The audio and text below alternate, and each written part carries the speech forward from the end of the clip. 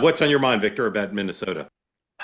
My dad was not a meek or mild man. He was a sergeant in the Army in World War II.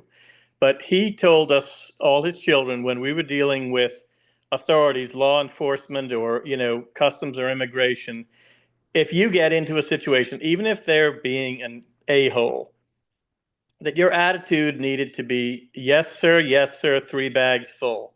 If you feel you've been mistreated, then when you're out of the situation, you can either hire an attorney or you can appeal to a superior. But there's nothing to be gained when you're in, you know, even if the person is acting unreasonable or, they're just a jerk.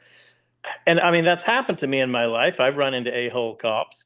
But there's not a single time where I felt the situation would be improved by, throwing a bottle of frozen water, making a snarky comment, or even rolling my eyes. It's just not the thing to do. And nobody likes dealing with jerks, but when they've got a badge, that's just not the best tactic to Yeah. deal with and to be a jerk back. That's Yeah. just the way life is. Yeah. Well said, Victor. Elizabeth, and then Steve, reaction to that as it applies to the context of the shooting, not to say that it's the only factor, but it certainly is a factor. Elizabeth. I mean, yeah, I 100% agree. I was raised the exact same way. I remember having a bad interaction with an officer. I was maybe 8 or 9. Someone pulled over my mother, and she's the most innocent, adorable, law-abiding citizen of all time. And he was horrible to her, absolutely horrible to her. And I remember asking my dad, who's a lawyer, that night, what do you do if they're in the wrong? And he said, you respect them as you were taught to respect all authority, and then we file a, report the next day and we deal with it. And that stuck with me. You're not supposed to be that person. At the same time, I think when you make that argument, a lot of people think that you're saying that you're against protests, which we're supposed to stand for in America, which I always stand for. There's a limit. I don't want to tell people how to think. When I view the videos that I saw, Steve said correctly, a lot of what I'm seeing might be really just handed to me on X based on an algorithm. But when I see what I saw, I thought her actions were inappropriate. I thought she was taunting officers, and I don't believe anyone that needed to be there would have been there. She obviously was there to create some kind of a scene. She didn't have to be there disrespecting officers. Does not mean she deserved to die. But your point is obviously correct. At the same time, there's a fine line between being disrespectful and, again, ending up in the situation that we are in, and the cop might still be 100% at fault if he used lethal force and someone's life is gone in the United States of America in 2026, which should never happen. So it's a really uncomfortable situation, but I do agree. And I think in general, with a lot of what I've seen in these protests the last few years, opposed to immigration and other things, there's a lot of disrespectful people, especially my age and younger, in our country that were not taught how to act around anyone with any kind of authority.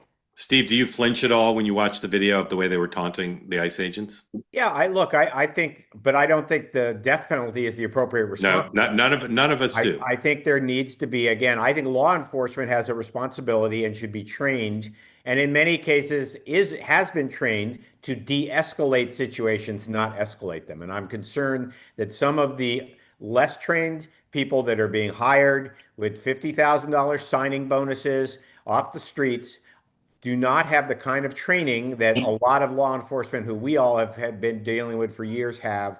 And violence is the last answer. Yeah. You can yell at people all you want, but the answer to that is not to hit them, and it's not to shoot them.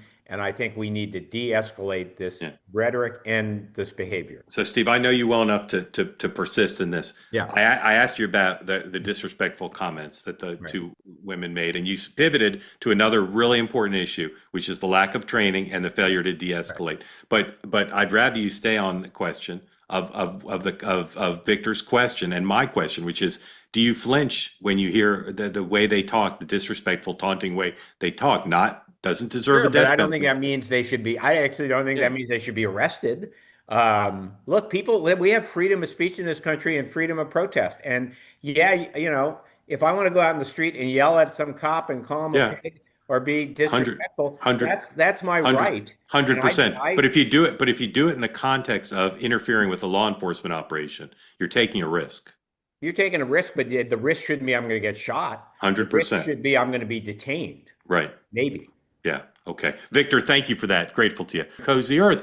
Some of you out there have not bought the pants yet. And I wonder, what is it about me that makes you not realize I'm doing you a massive favor by telling you, go to cozyearth.com, use the promo code two-way, get 20% off everything on the site, including the pants. Start the new year off right and give your home the luxury it deserves and make home the best part of your life. Head to cozyearth.com right now. Use the promo code two-way. 20% off everything on the site in the post-purchase survey. Mentioned, you heard about it here on two-way.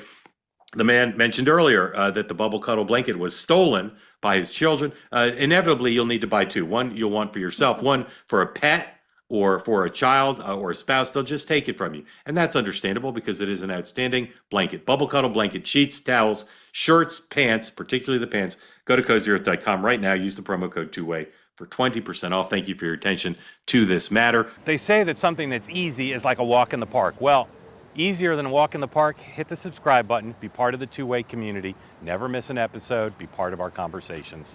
Thank you for your service to America.